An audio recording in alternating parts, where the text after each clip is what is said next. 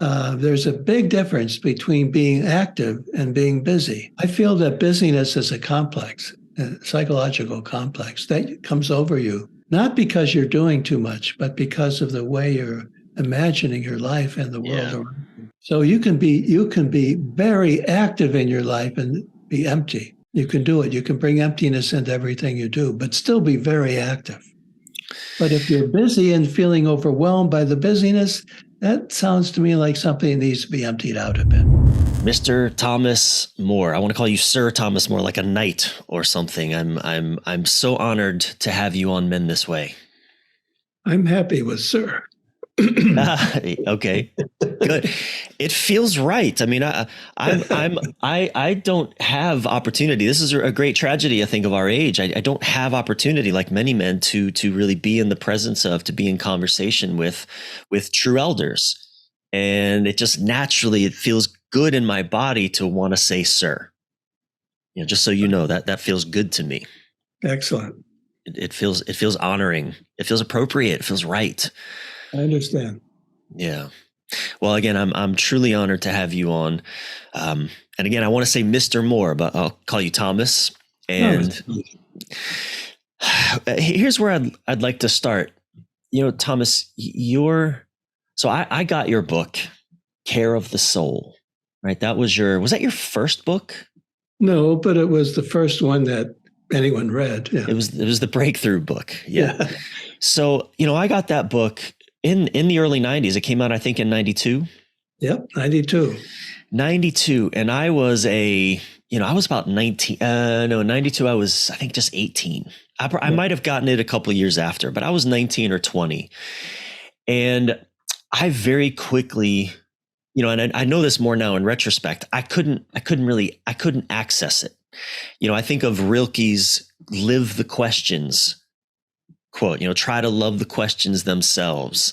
You know, don't seek the answers which cannot be given you because you would not be able to live them. Like, I couldn't live what that book was revealing at that time. And by the way, I read in your new book, The Eloquence of Silence, that you created a little Rilke translation book for your family. I did, yes. Many, many years ago. Are there any copies of that still floating around? One. Oh, man. I'll give you $1 million for it. I don't have $1 million, but I'm sure it's priceless. It's priceless. Yeah. Well, here's where I'm going with this question, because, you know, over the course of your life journey, you've become a best-selling author of what I would call soul-inspired, soul-centric books.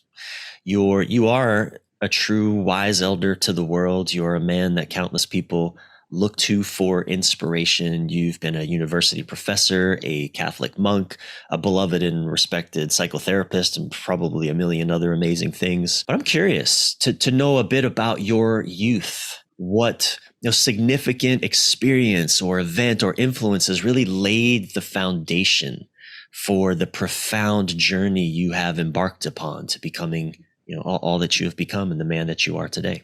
That's a long story. I'll try to make it short. Yeah. But when I was young, the first thing that happened to me of real significance was I used to go every Sunday when I was very young with my grandfather out on a boat and go fishing. And we usually went on a small pond, a small lake, what we call a pond here in New England. And this time we went on a big lake, Lake St. Clair, just outside Detroit. And something happened, I don't know what, but the boat started to fill with water and it capsized, and my grandfather saved me, but he drowned in the process. And that experience stays with me. It's mysterious. I have to start with that because that was the first thing that happened. I think it had some impact. My family puts it, they say I was saved to do the work I get doing. You know, that's their story about it. It's not mine. But mine is more like put me in touch with death early on, which kind of sobers you up from the very beginning, you know. So I think in that sense, I was prepared. And then when I was 13, I left home to become a Catholic priest. That's what I wanted to do. It was common in those years to do that kind of thing in a Catholic family. But leaving home at 13 was not easy. I'm still homesick. You know, I still feel it. And but on the other hand, it took me away from a small environment, into the world, the big world, and to the world of ideas and study and books and all of that. And so I think it was probably worth the pain. And I stayed with that until, for 13 more years. And then one day woke up and thought that, well, this is over. I don't feel that this is what I'm to do anymore. So I left and eventually got a PhD in religious studies, which I love. Study of world religions and mythology and ritual and the arts from that deep point of view, all of that. And I studied Jung's. The very first day I was at Syracuse University for this study, I was assigned the complete works of Jung. That's 20 volumes, it's pretty heavy. But I got through it. I read through it. And before I left Syracuse, I read it again. So I felt pretty secure in my knowledge of Jung from that. And then I met James Hillman, who was a Jungian analyst who was moving in his own direction, taking Jung a few steps further, and a brilliant guy in himself, tremendous. And we were very close friends. So then I decided I became a therapist, and I decided to write about my experience. I felt, I don't think other therapists are doing this the way I do it. So I thought I'd write about not the therapy so much, but a general sense of how to care for your soul. Yeah. And so the book Care of the Soul gave me a life. Yeah. Oh man, there so many directions I want to go, but I want to come back to your experience as a Catholic monk. So you said, you were 13 when you left home for schooling. So a seminary school or some kind of training. Yes. When did you actually step into an order of being a monk in Catholicism? Well, I'll try to describe that. Studying for the priesthood is one thing, being a monk is another. Yeah. So the priests and nuns at the church and school where I grew up were in this order. They didn't exactly technically call themselves monks, but the life was really monastic. And so when I joined at 13, I was entering this monastery as well as studying for the priesthood. Wow. Two different things. And the lifestyle in high school for me was, I'd say 75% the monk's life. Wow, that's incredible. I mean, what a period of life. Are you familiar with Bill Plotkin's work, Nature and the Human Soul? Yes. I love his work. I think of this developmental stage of adolescence, a time when fire is our gift to the community is fire. Our sexuality is coming online. We're intrigued. Our locus of focus is our peer group, right? Who am I? Trying to find who I am. And I'm fascinated. You're entering a monastic lifestyle. Well, help me. How was that for you in your teens? How was that for you? Well, I think the first thing was that part of what inspired me, the main thing that inspired me to do this was my observing the priests. I really liked them and I liked what they were doing. I thought that's what I want to do.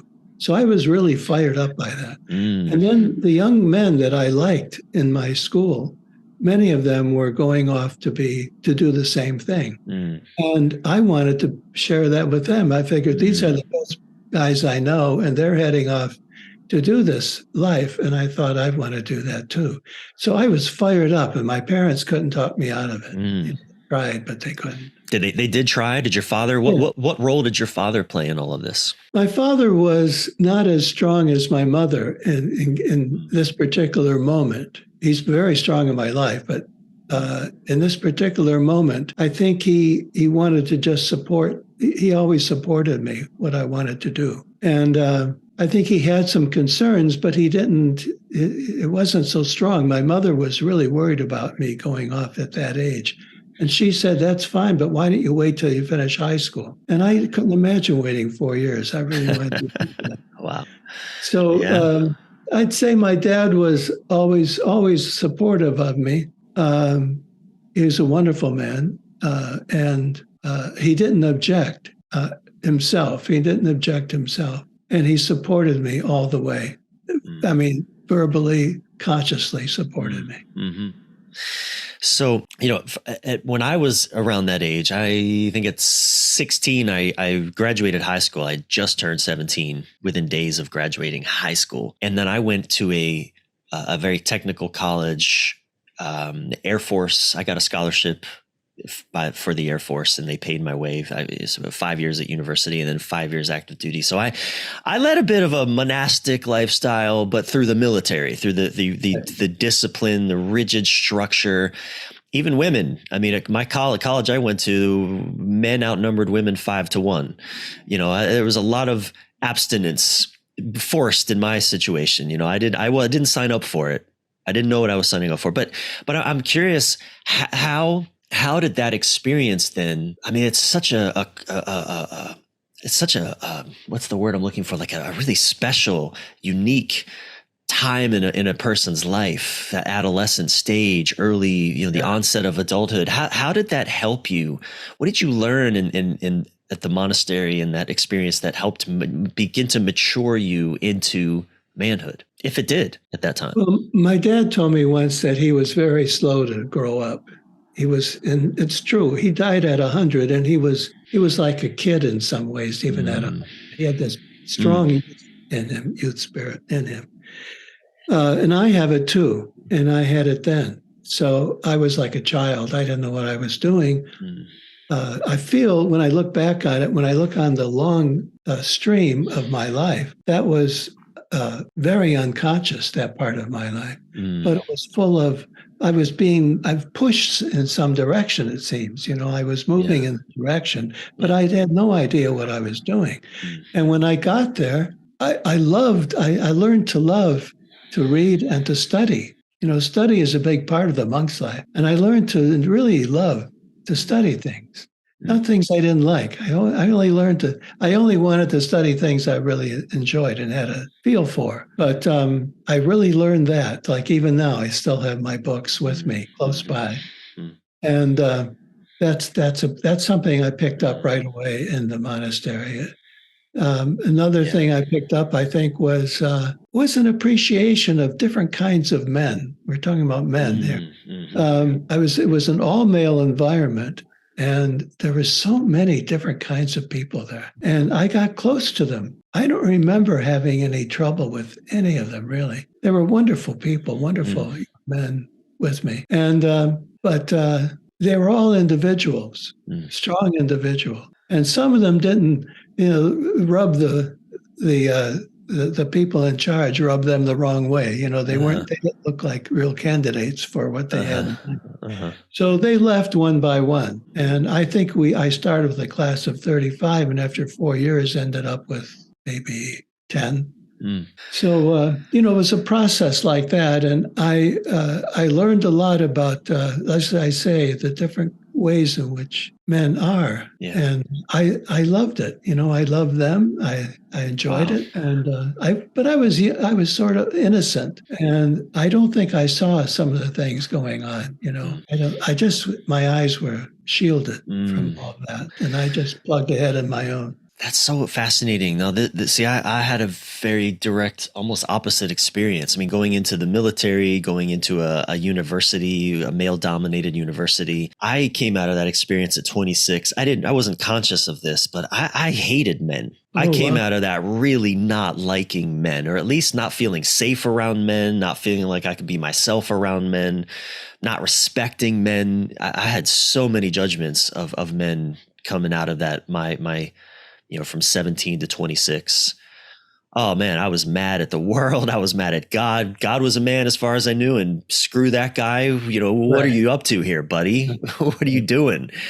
Oh man, I was a wreck coming out. So I'm really touched. I'm grateful that you had that experience, that I can imagine how well that served you in the years to come, as all the work that you would do, certainly with women, but also with men. I'm curious about the fusion. I'm very interested in how, like, a seemingly opposing disciplines or ideas come together to create something new.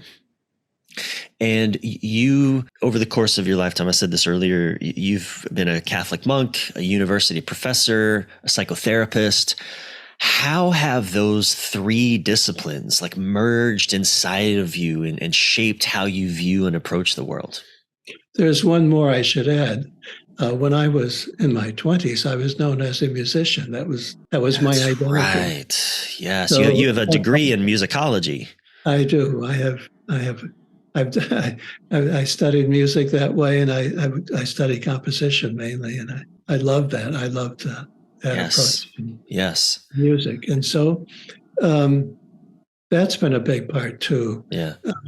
I'd say that what it's come to, I thought where you might be headed is that right now, if you ask me what I am, I have no idea. Yeah. And I kind of like that. I don't want to be anything. Yeah. I don't want to be in any kind of a closet or a batch, a bucket. Uh-huh.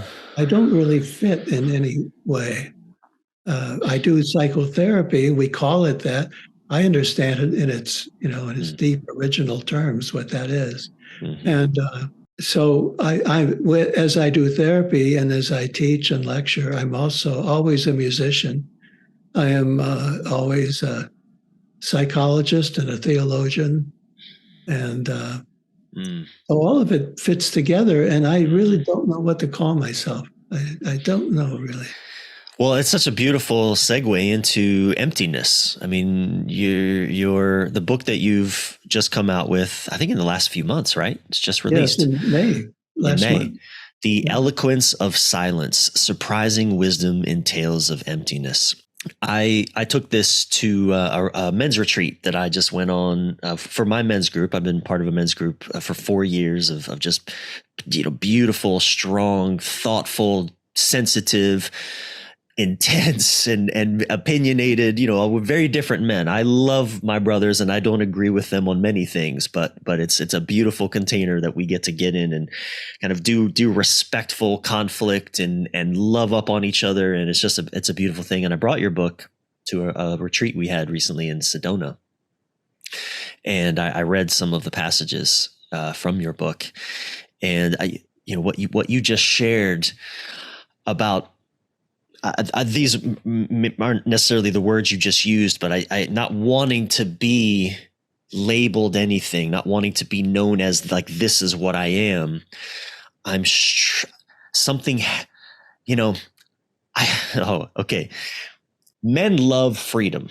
I mean, women love it too, but men have this particular fascination, ambition, in the world of sexual polarity, masculine and feminine polarity. The masculine value we're taught is freedom, and men will die for freedom. And you say something in your book, emptiness as a pathway to liberation. It's not a direct quote, but you make the connection between emptiness and liberation, which is freedom. And you take it a step further by saying it is a doorway to meaning. And I feel that deeply in your book. I feel the liberation kind of in my body as I read through. There's something profoundly calming and enjoyable and nourishing, contemplating emptiness, even what you just shared. I don't know what I am. Whoa, there's so much freedom in that. But can you take us into that more? Because for most men, that would sound completely ludicrous and insane. How could that possibly? That sounds entrapping, actually, to not know what I am, to not be the boss, have the money, whatever, have all this content. Walk us through emptiness as a pathway to liberation, right? The relationship between emptiness, liberation, and meaning. Well, there are many approaches to that. One that comes to mind is that in everything we do, we have a lot of static around us. I mean, for example, if you get excited about a group, like you're saying, that sounds terrific and full of life. But some people join a group and they find themselves identified so much with the group, they don't have the freedom to be themselves. That would be an example of how that particular experience of that group is not empty. Empty means, in some cases, it means a lot of things. In some cases, it means not being so attached, not being moved by belief so much as maybe insight or, something not so strong and thick as belief. And really joining, you don't join so much as maybe you become part of, which is a very subtle difference, but I think it is a difference. So there are many things we do. I think everything we do requires some emptiness in order to be free, not to be stuck on some person or some group or some idea or some organization. So many of us are stuck on one of these things, and that doesn't allow us to be free. And I hear in that the climate that we're living in, because even in my men's group, we can be tempted. There's a temptation that I think, some of us are buying into maybe a little more than others, that okay, we need to, who are we? What is our identity? What do we all agree on? What are the, especially in the political climate today, there's this belief, there's this pervasive belief that we've got to take a side. We have to be clear about what we stand for. And I'm not necessarily sure that that's wrong in a sense. I tend to not use right and wrong anyway. That just confuses things for me. But help me again, like, how do we cultivate emptiness in a society that is clamoring for make up your damn mind, as an example? Yeah. What I hear from people, I'm getting a lot of feedback on this book. I haven't had so much in many years. So I think this is touching some people. The idea, they grasp it immediately. Mm-hmm. I thought we'd have problems with that, but they don't. They grasp the idea immediately. And so I would say that one thing I've always said about caring for your soul is that if you really do it, you're going to be eccentric. You're going to be odd. Yeah. You won't fit in. You can't, because it's a soulless world we live in, essentially.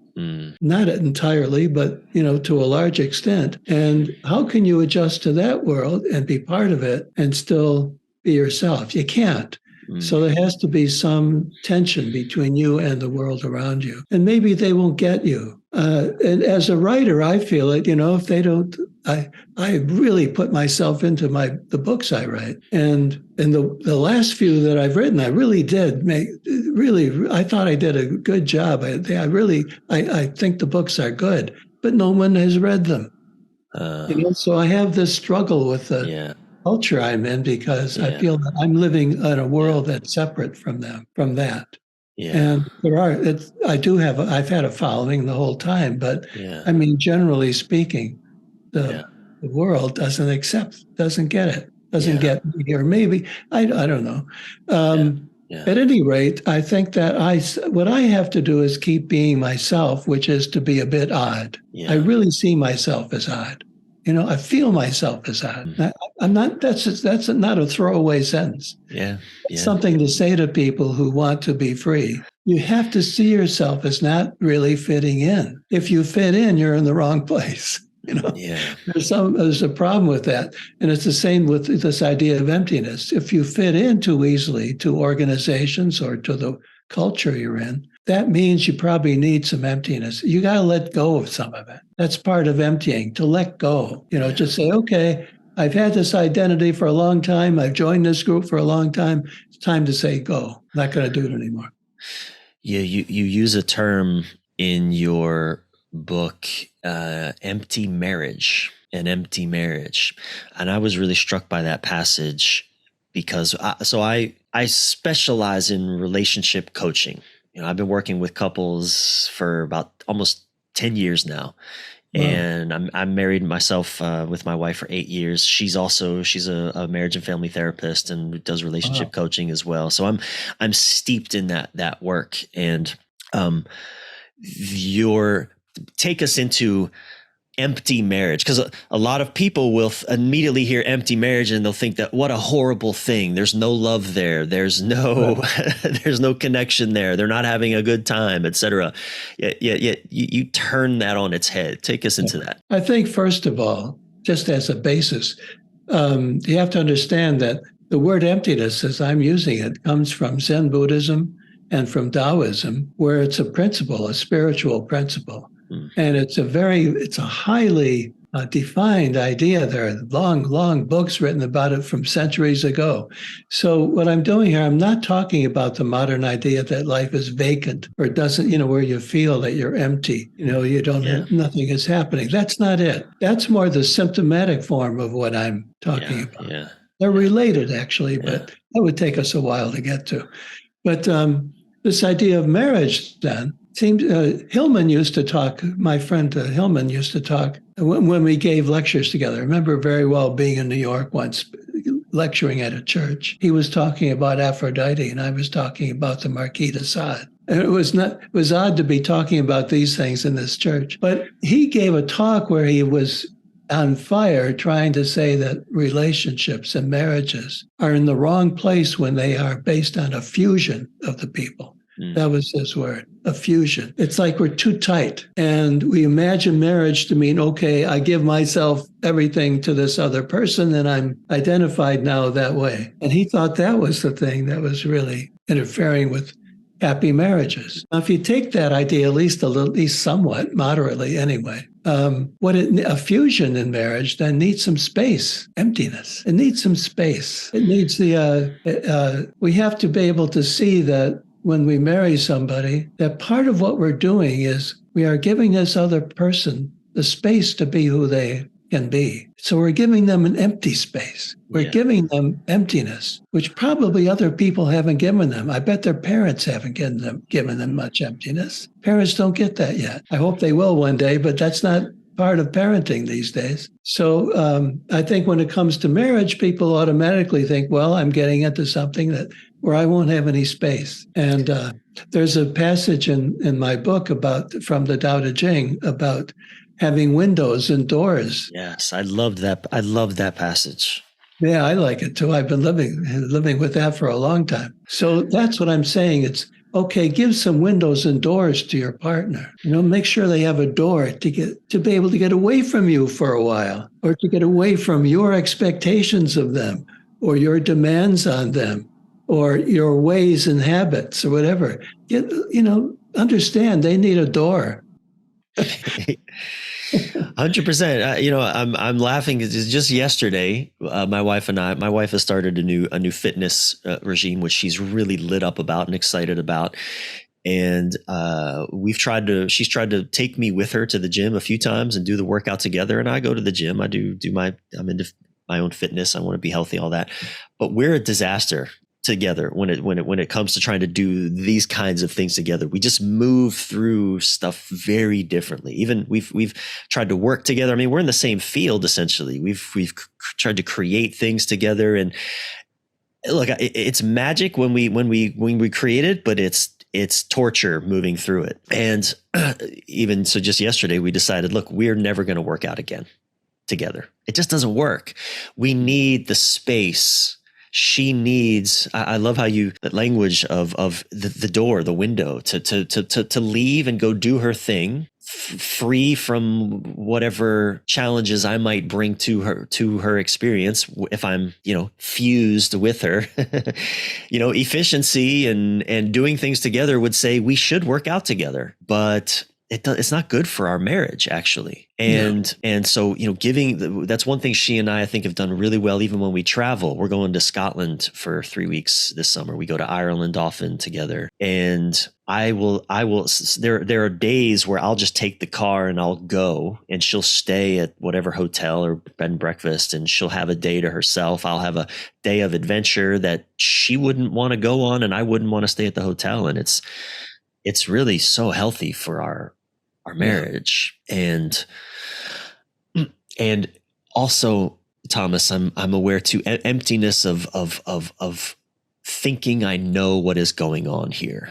I mean, how many times have I gotten in trouble for thinking I know what is happening in this moment with my wife? I know what she needs. I know what we need. I know what's going on. I mean, speak to that for a moment, because I think a lot of men, especially, we don't realize how much damage, or at least disconnection, we cause by the fullness of our thinking.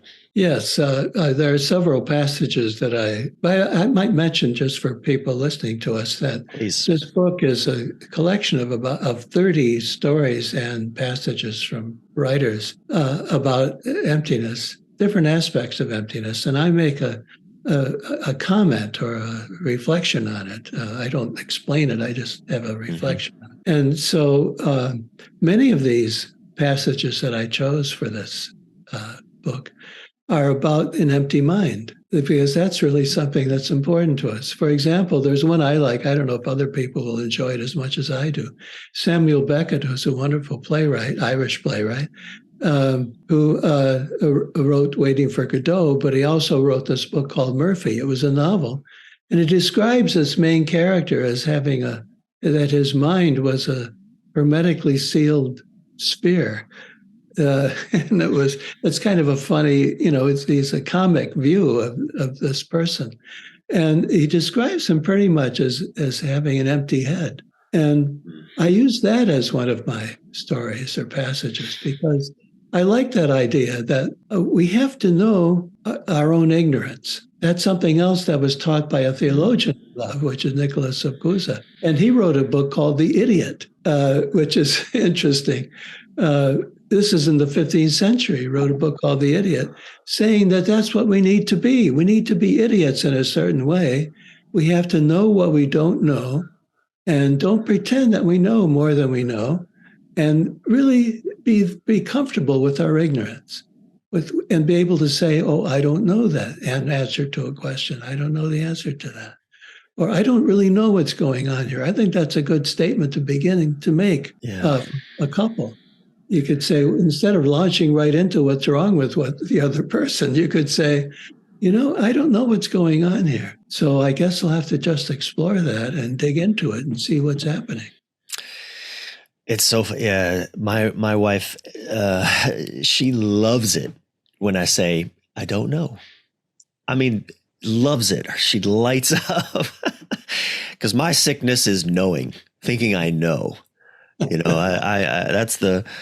That's my temptation to always think I know what's going on here. We call it, I'm pre-knowing. We did this thing a couple of years ago with a friend of mine. Realized he would walk into a room and he was pre-annoyed. Right. He was just pre-annoyed. So he knows he's aware that he's carrying the condition of being pre-annoyed. It doesn't matter what's happening. It's going to annoy him. My wife is pre-overwhelmed. She's just immediately overwhelmed, and I'm pre-knowing. Right. I know what's going on here, and it never serves me. It only just gets in the way. And so I think I'm especially moved by, emptiness is the medicine that I need. Yes, and it has to be sought in a particular way. In the work that I do, I don't know if it's the same for you. I would look for a way to deepen that pre-knowing. In other words, if it's a symptom, it means that it has, getting in the way. It means that there must be a better way to do that. Instead of getting rid of it, saying there must be a better way to do this pre-knowing. I can imagine that you could do that more substantively. You could really prepare yourself to be, when you're walking into a situation, to have thought it through. That's a pretty good pre-knowing. And that might be a better tonic for the problem of pre-knowing than trying to get. But in that case, you're going to empty it anyway, because it's as a complex, as a kind of a psychological complex. That means there's no emptiness around it. And so it could work either way. I would say you could work at that by saying, I'm going to try to find how to loosen up this pre-knowing. I'm not going to get rid of it, but I want to have more space in it. Make it something that is tolerable, that I can enjoy and other people can enjoy and benefit from. Yeah, like I can use it for good. Like I'm immediately thinking I can, and I'll do this sometimes, but I like actually making this a practice. This could actually be a really good practice for me. I already know that I don't know what's going on here. I could use my pre-knowing to remind me that I don't know. I like that one. That's a very good approach. Oh, that could be really helpful. There are many things you could do, but that's really like that works quite well. It does. Yeah, I'm gonna take that practice on. That's a good one. That excites me. Yeah, I can use it's a disposition I have.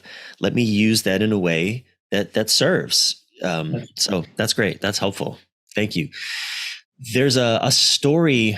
A collection of stories. Anyone listening, get get Thomas's book, The Eloquence of Silence. It's such a beautiful, what I love about your book, Thomas, is you can just read one chapter and they're they're short, but it's the kind of book you can read that and then don't read anything else. Just sit with it, meditate on it, let it marinate in you, let it carve you out over the course of a day or some time. I mean, you could read it front to back, but it's one of those experiences that deserves to be savored and slowly metabolized. And there's one story that I well, there's so many, but there's one that just a question that arises for me now. It's the story of the master bowman, the archer who shoots invisible or unseen arrows. Yeah. And you say something in your reflection on that, you talk about the art of not being lured into action.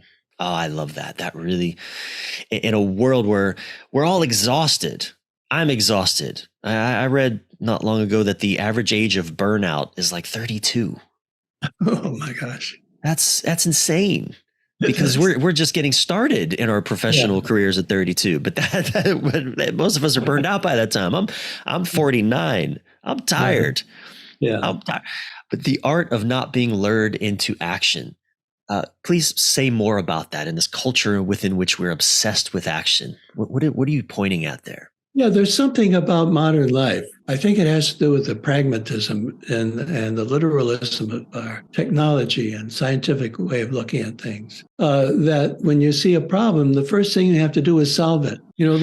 That's not a good idea, to leap into a solution before you've thought about it. And in order to not leap into it, you have to give yourself some space and time and just say, oh, well, that's interesting. I want to think about that for a while. That's not a bad statement to keep in mind in your arsenal of things to say, because you need the space to be able to hold some issue that is there and reflect on it. We don't understand the importance of reflection.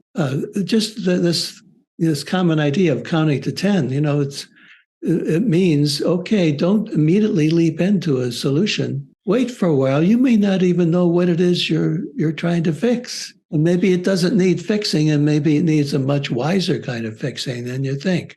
But we don't work that way. We rush right into a solution. Yeah, especially again in marriage. I mean, it's almost a common trope or cliche, these ideas that man, stop trying to fix your wife's problems, and yet over and over and over, I think that's one of the fundamental flaws that we or mistakes that we men could especially continue to make is my partner has something that she's upset about. I immediately need to fix it. So I'm immediately stepping into action when what would be a better practice in this regard, Thomas? Well, any kind of pause is not a bad idea. Anything at all to pause. So you might say, let's go out and go for a walk or a swim or play a game of something, do something that is unrelated to the issue. And that gives you space. It's empty. There's no purpose. Mm. One of the things I say in this book is you have to be very careful that your emptiness is empty. Mm. It's so easy to get full up about emptiness. And so in that case, you'd have to say, look, I have nothing in mind. Let's just go and do something. And you do something that's not related to the issue. And you don't make it a point. You say, okay, from now on, we'll pause and play this game. No, then it's no longer empty. Yeah. That's so interesting. When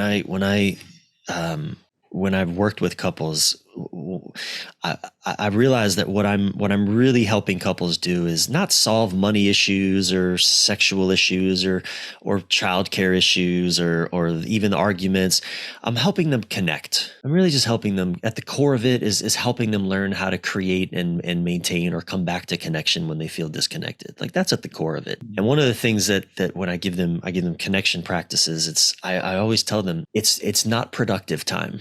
You're not solving any problems. You're not figuring out any logistics in this 30 minutes or 15 minutes or whatever it is that you're just connecting. There's no point to it. If there's a purpose to it, if there's an intention, if you're trying to get somewhere, it's probably not going to be very connecting.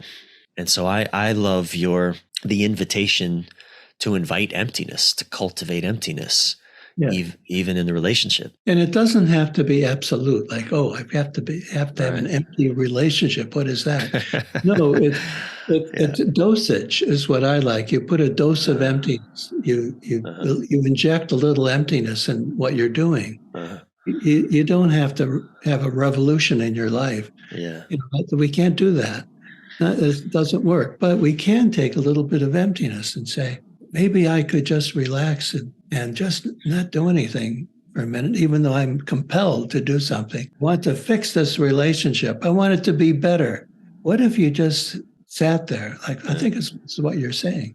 You sit there without any purpose. Yeah. That's, by the way, I'm really tempted to write a book. I know I won't. Against the idea of purpose. Oh, against the idea. I love it. I Yeah. want to hear more about that. That's fascinating.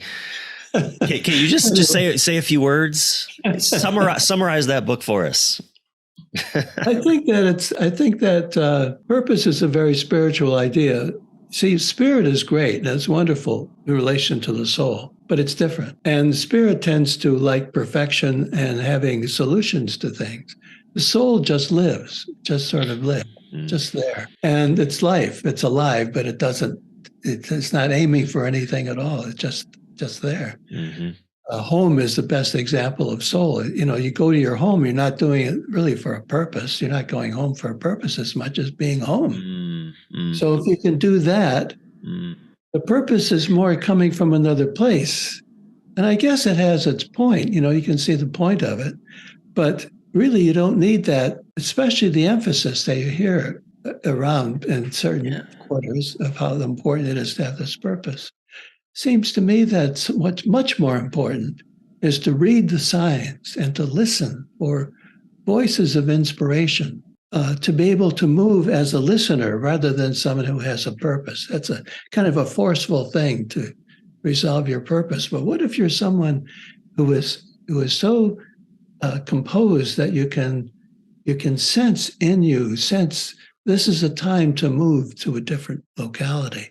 This is a time maybe to make a big shift in my work practices. Yeah. Or maybe something very small. Maybe this is the day I should stop eating candy. Yeah.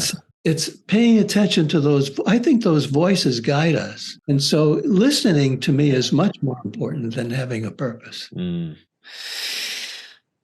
My book, Choose Her Every Day or Leave Her, that would over my shoulder here. I see. That was born out of I took myself to the woods, the mountains, east of Los Angeles, up in Idlewild for 5 days. I knew I needed, it's so interesting. I never saw it through this filter, but I knew I needed, I always use the word spaciousness or just time away, solitude.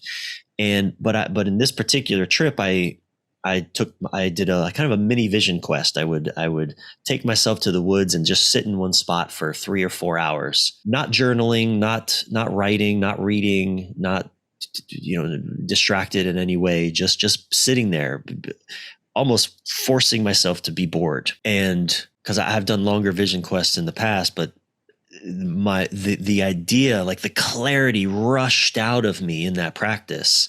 Oh, here's the book. I don't think the book would have arisen. It wouldn't be a thing in the world if I hadn't taken myself on that put myself into that emptiness. Yeah, exactly. So please, sorry, go ahead. No, we all have to do that, especially the model for that is the artist who has to be able to be open to inspiration.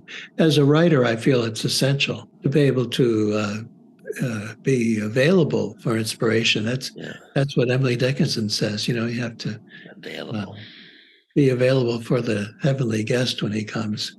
That inspirer, the thing that inspires.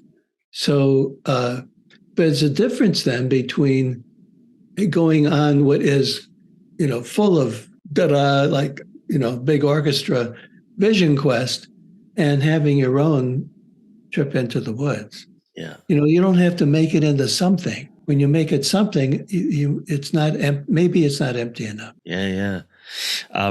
Thomas, how do you cultivate emptiness in your life? And I'm curious to, especially to see this through the filter of again, a very overworked, busy culture. So many demands. I mean, here you are now, you're promoting a book.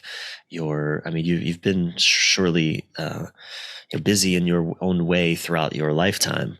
How do you cultivate emptiness in your daily life? Well, one thing when you mention that example is emptiness doesn't mean you don't do things. It's how you do them. And you make sure there's, as I say, a dose or a rim of emptiness around what you're doing. So here I am talking to you.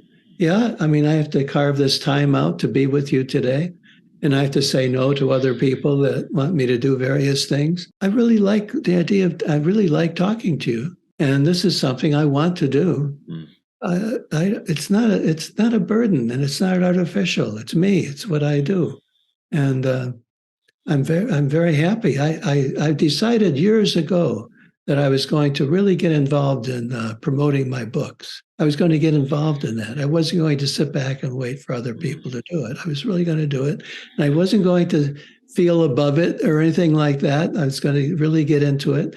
And I can't tell you how many flights I've taken when we were doing book tours by plane. I did that for 20 years, I think, and I don't know how many miles of planes I've had and experiences. So it was a lot, but I never felt that was not an empty life. I could still do it because it depends how you do and what your intention is. And you got to enjoy life. And if you can enjoy life, then I think the emptiness will be there. That the joy of what you do will help create the emptiness around it. Because what is really chases emptiness in this sense away is obligation, not wanting to do what you do, having a conflict about what your life is, what you do, wishing it were different, and all those things that come along, all those thoughts that come through. You've got to empty your mind of that stuff in order to just be with what you're doing. That's why I have this quotation from Shunryu Suzuki in the book, his book Zen Mind, Beginner's Mind, where he discusses nothing. He has a chapter called Nothing and describes how his ideal is just to sit. It's not, and the example he gives is a frog. A frog just sits. And you can say, why are you sitting there? You shouldn't be sitting so much. And I think the frog would say, I'm a frog. Yeah. Years ago, I had a big break from work I was doing. I'd been managing bands, one band in particular, and as the manager of a band, I don't get a break. When the band is on break, I'm booking the next tour. So probably for 3, 4, 5 years, I didn't really get a break, and then the band broke up, and all of a sudden, I had a huge break, and I remember very distinctly knowing I'm not supposed to just rush into the next thing. I don't really know what to do. And I thought, well, let me study dogs and cats. They seem really skilled at doing nothing, at just sitting and being, and they don't seem too bothered by it. I've never seen a dog fret. Well, they can get antsy because they have a lot of energy in their bodies, but that's different from thinking they have to be productive or have a purpose. Exactly. Right? See? That's right. I think that's true. So it takes a little bit of it takes a little turn, a little switching of your imagination to be able to imagine yourself and your life just a little bit differently. Where you might say, well, I wonder if there's an alternative to feeling pressured constantly to do things. Is there an alternative to that? I think that another way I would put it is there's a big difference between being active and being busy. I feel that busyness is a complex, a psychological complex that comes over you, not because you're doing too much, but because of the way you're imagining your life and the world around you. So you can be very active in your life and be empty. You can do it. You can bring emptiness into everything you do, but still be very active. But if you're busy and feeling overwhelmed by the busyness, that sounds to me like something that needs to be emptied out a bit. Yeah. You In your book, in one passage, you highlight the example of you're waiting for at a restaurant for a friend to arrive for dinner and they don't show up.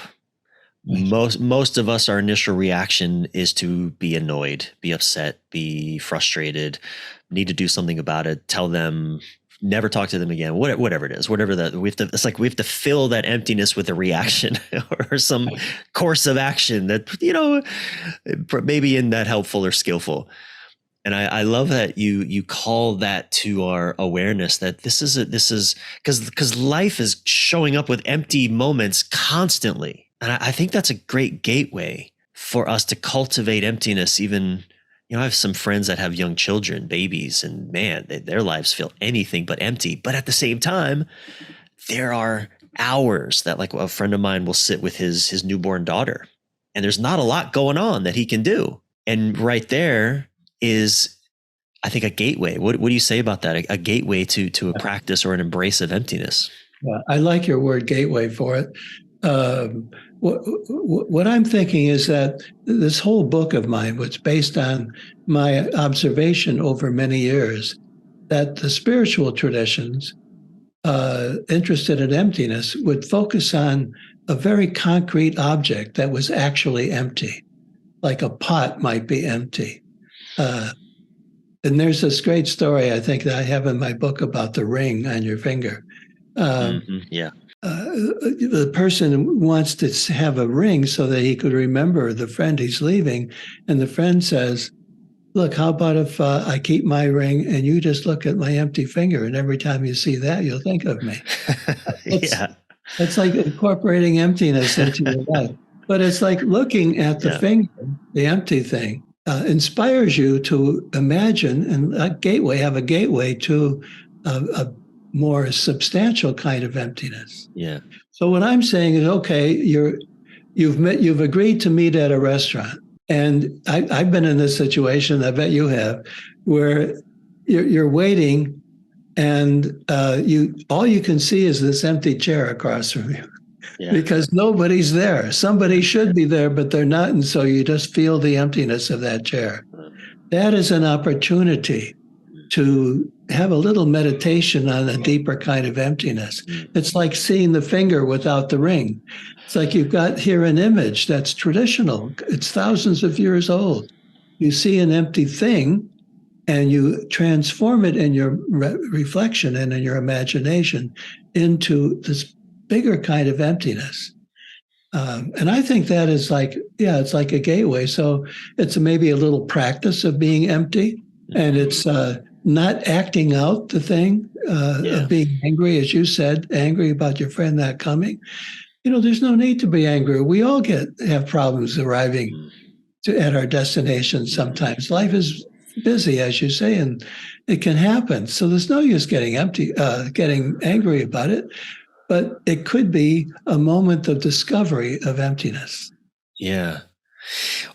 When I lead short meditations in some of my men's groups, we'll do a meditation practice, and one of the things that I'm often calling to their attention is, we're so busy because we're trying to get all the things done so that we don't have anything to do anymore, right? So we can be in nothing, but we don't want to be in nothing, so we start doing things again.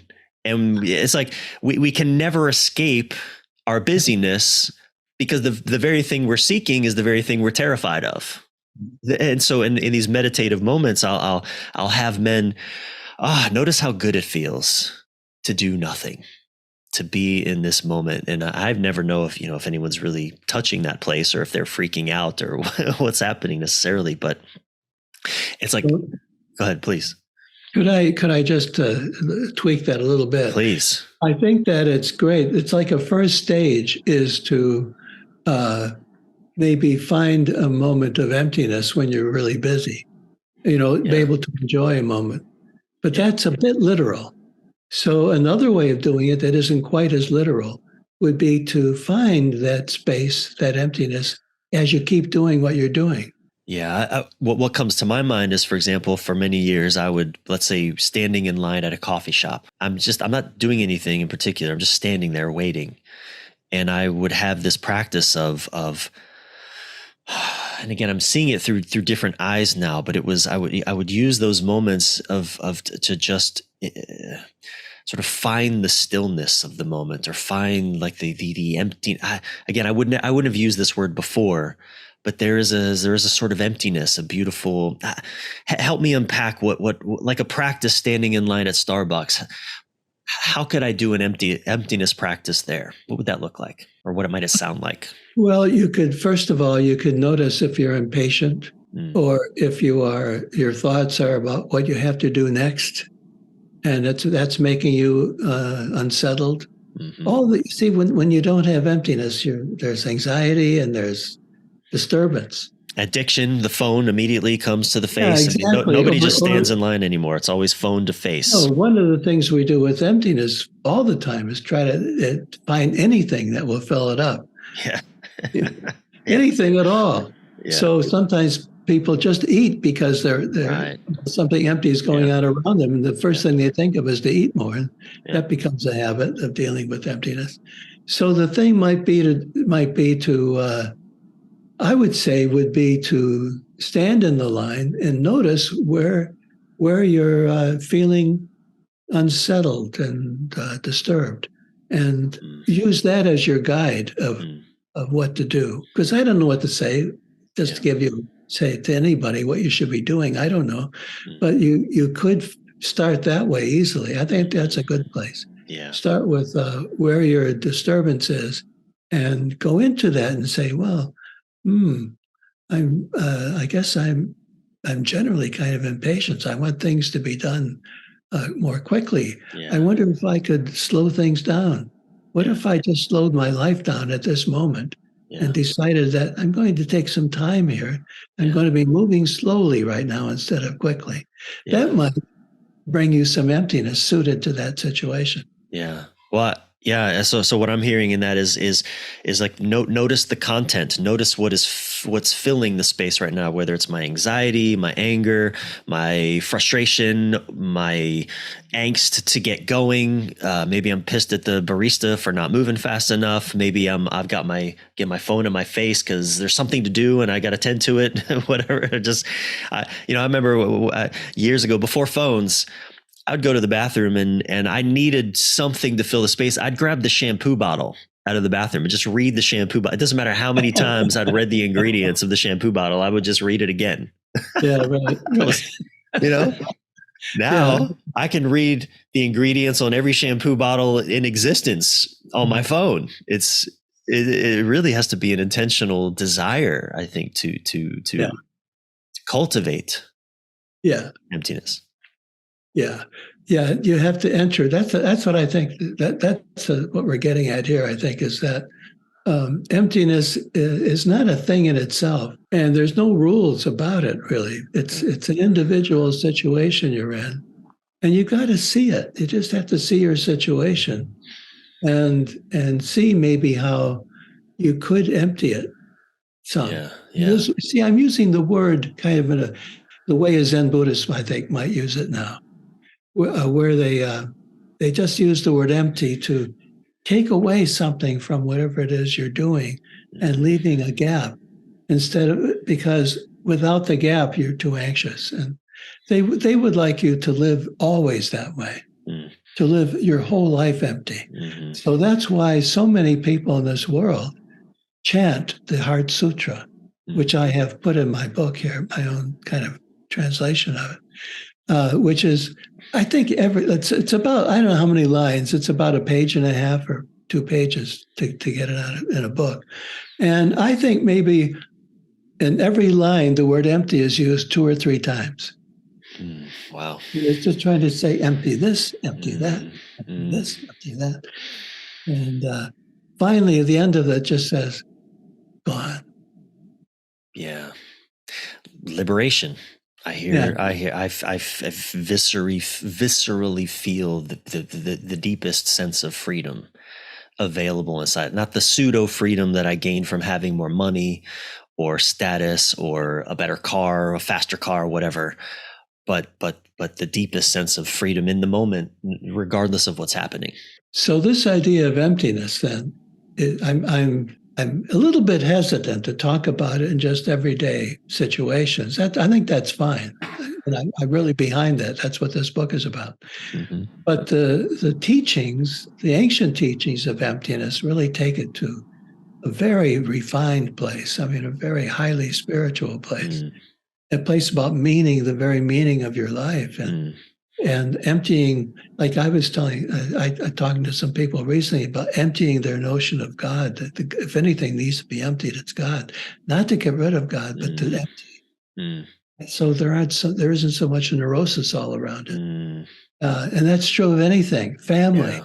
Yeah. empty your notion of family. Everything needs that kind of process that never ends, but that cleans up what you're doing. In fact, that's one of the words for emptiness, catharsis, which means to clean. Mm. You clean something up, and that's part of emptiness. I'm gonna change tack here to round out our conversation, but I just want to again emphasize to any man, any woman, anyone listening to our conversation, and we're talking about a mysterious subject, emptiness. I mean, it is I think maybe the definition of mystery is empty. I don't know what is happening there. Thomas's book, The Eloquence of Silence. First of all, it was a beautiful title. I shared that. Do you know a man named John Lee? He wrote The Flying Boy. He wrote a number of books back in the 70s and 80s. I recognize the name, but I don't pull it up right away. Well, John's my therapist. Actually, I work with him here in Austin. He's actually going to be a guest on my podcast as well. He may be a past episode, a future episode. I've already recorded it. It's coming out soon. To anybody listening, or it may already be out. I'm not sure yet at the time of this recording, but I shared with him, he's a writer as well. I shared with him your book, and he just immediately, the title, The Eloquence of Silence, was just nectar. And it is, it's a really beautiful title. Do you know Francis Weller? I do. Yeah. Yeah. I've had Francis Weller on the podcast a few times. I'm just enraptured by his work as well.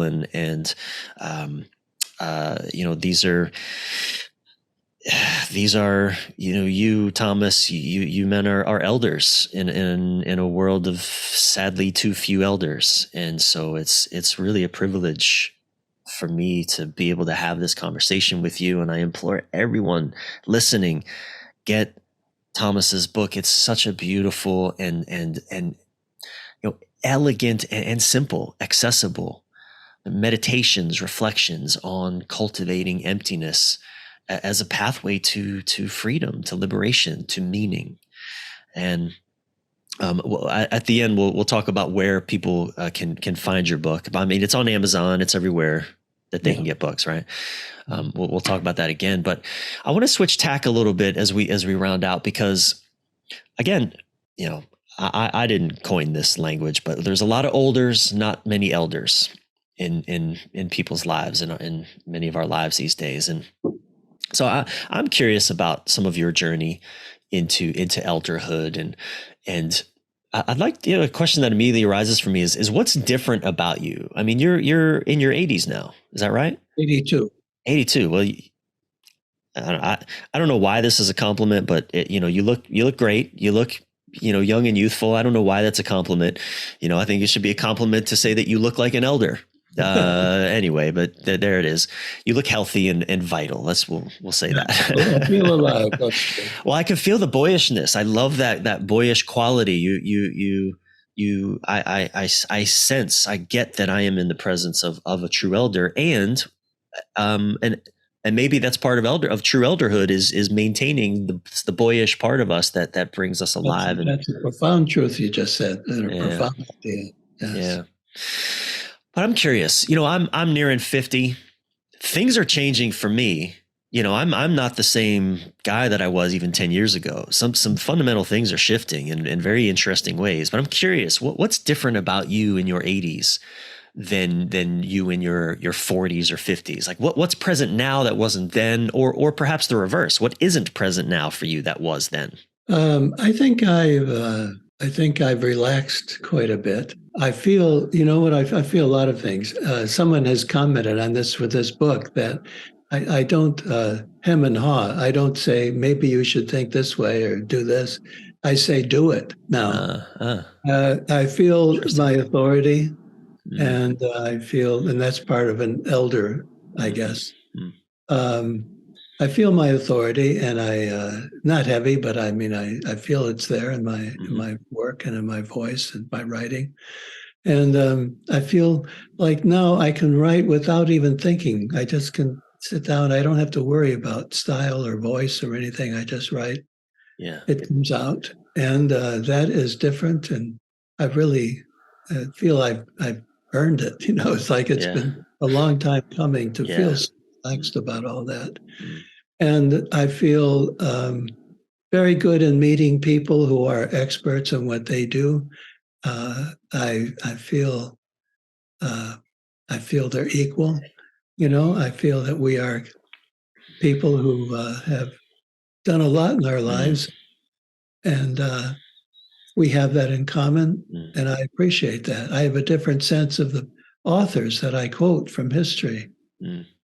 That I feel, I guess my friend Hillman taught me about that to see these people, the authors, not as sanctioning what I write, but fellow writers who gave their lives to their ideas that they're trying to put there in words, and have that empathy with them and that collegiality with them when I quote them. I feel that strongly, and that's something I don't think I could have felt when I was 40. Wow, that's profound. I hear in that. I mean, you're moving towards. I mean, we all are, but you've succeeded to live long enough to you move consciously towards being an ancestor, to stepping into becoming one of the ancestors that inform future generations and the next generations. And I think it's a great honor. Again, for me, it's truly an honor to be able to have this conversation with you, Thomas, I feel like I'm creating time capsules, in these podcasts and these episodes.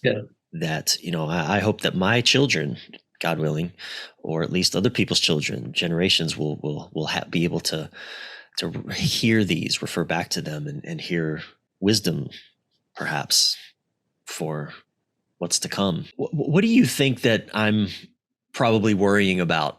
Or, any man in his 30s or 40s or 50s that is worrying about that at 82, we don't need to be worrying about. Or maybe the opposite. Maybe what am I not worrying about that I should be worrying about? I think the thing that has to be let go, this is kind of a big way of saying it, but is to deal with the self. That the self is not as important as you think, and it takes a while to discover that.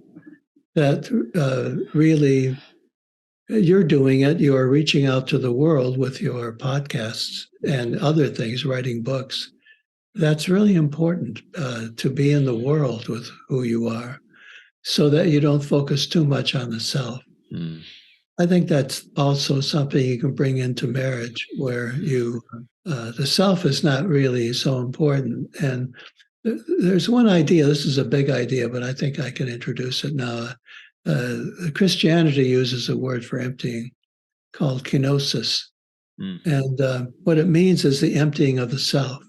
So theologically, what it means is that Jesus Christ emptied himself so that his Father could do his work through him. He had to empty himself so that this greater infinite presence could work through.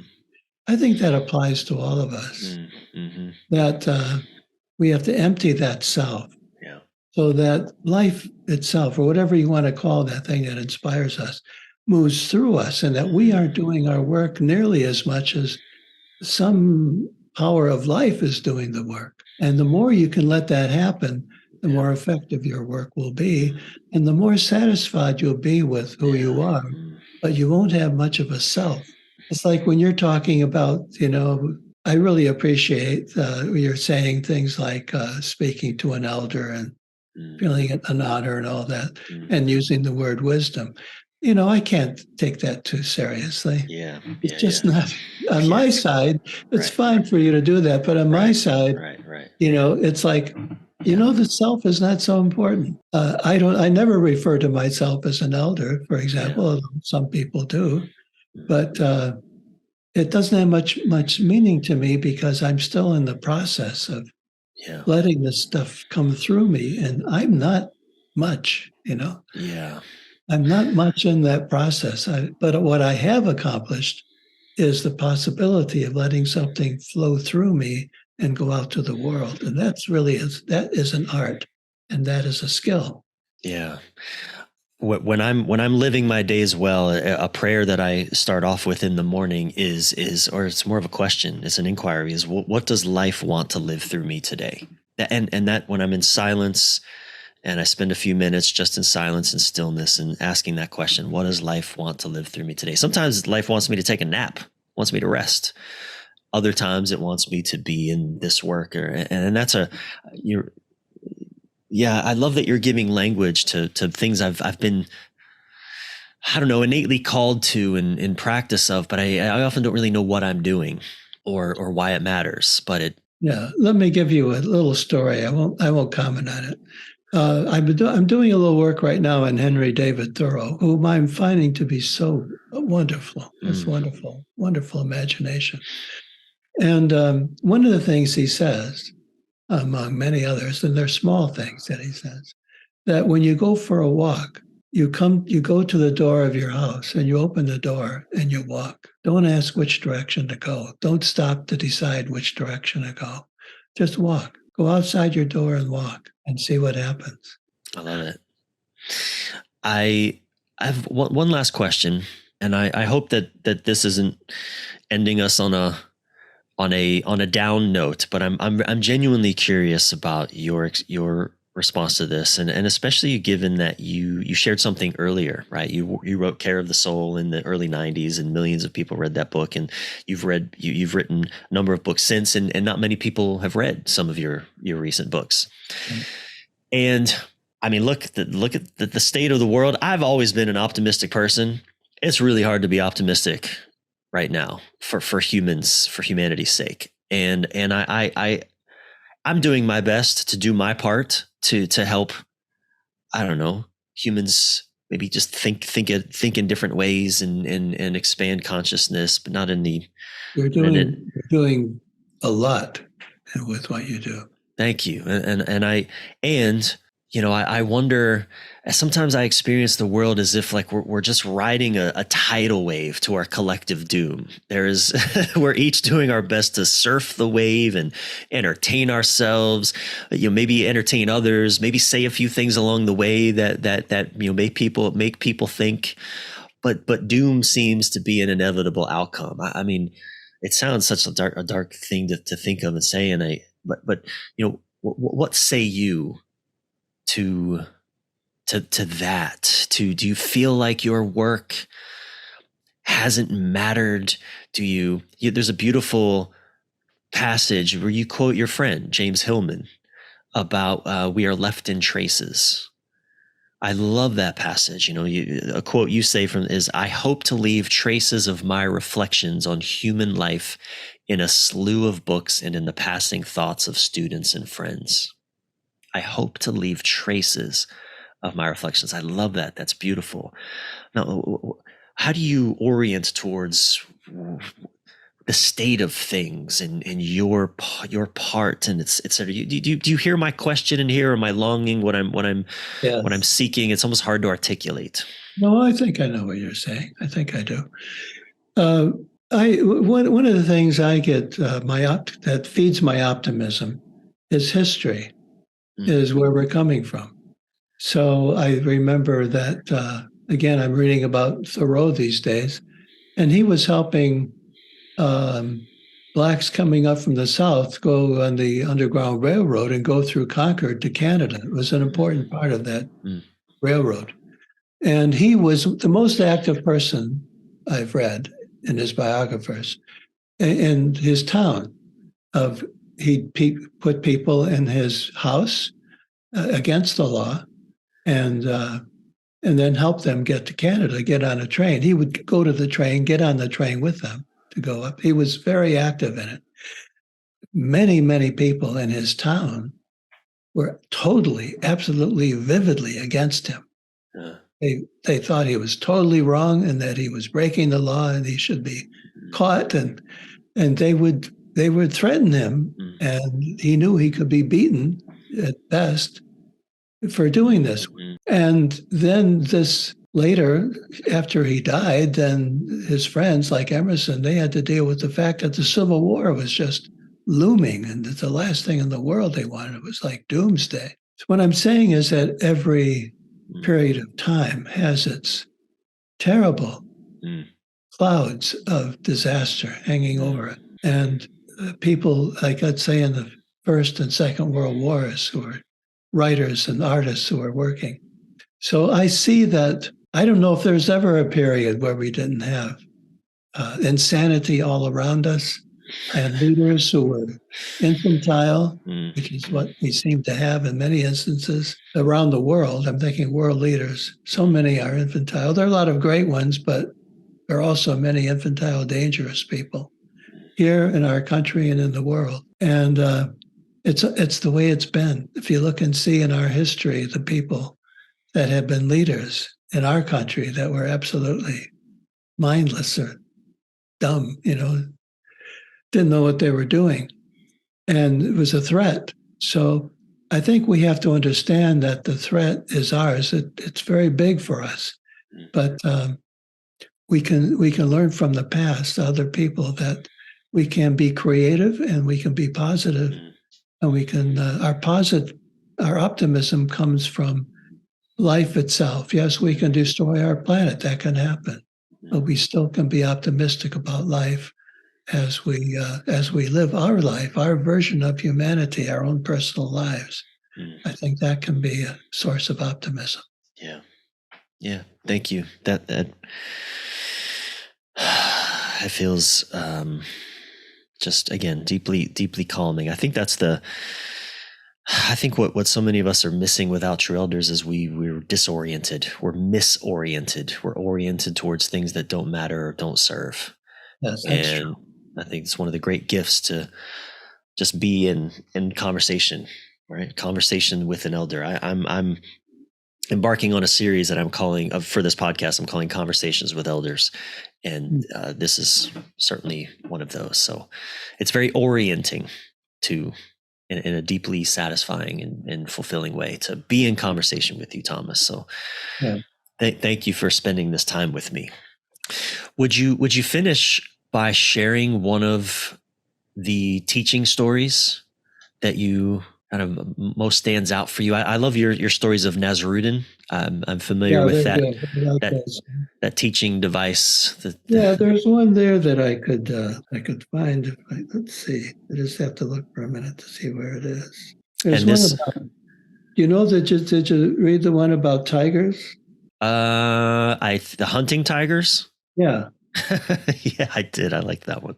Can I do that one? Yeah, that's great. You want me to read one? Yeah, please. One day, the leader in his village asked Nasruddin to go hunting for tigers. Nasruddin felt he had to go, but he didn't want to. When he returned, his friends asked him, "How did it go?" "Excellent," he said. "How many tigers did you kill?" "None." "How many did you encounter?" "None." "How many did you see?" "None." "Why do you say the hunt was excellent if you didn't see even one tiger? When you're hunting tigers, none is plenty." I love it. I love the Nasruddin stories. They're great. Yeah, so the book is out, The Eloquence of Silence, Surprising Wisdom in Tales of Emptiness. Thomas More. Again, just where can people find the book? I always would suggest, if you have a local bookstore, they can order it for you if they don't have it. Many of them will have it because this is distributed widely. But that's the best way to. I really want to support local bookstores. Mm-hmm. It's so important for writers and authors to have these bookstores, and we have one in our little town that is just so wonderful and like the center of life in the town. So I would suggest supporting them and having a little temple of knowledge or something. Keep it in your area where you live and understand how important it is for your community. Thomas, thank you again for spending this time with me. It's been an honor. Thank you. I appreciate it very much. And I wish you all the best as you go on with your work. Thank you.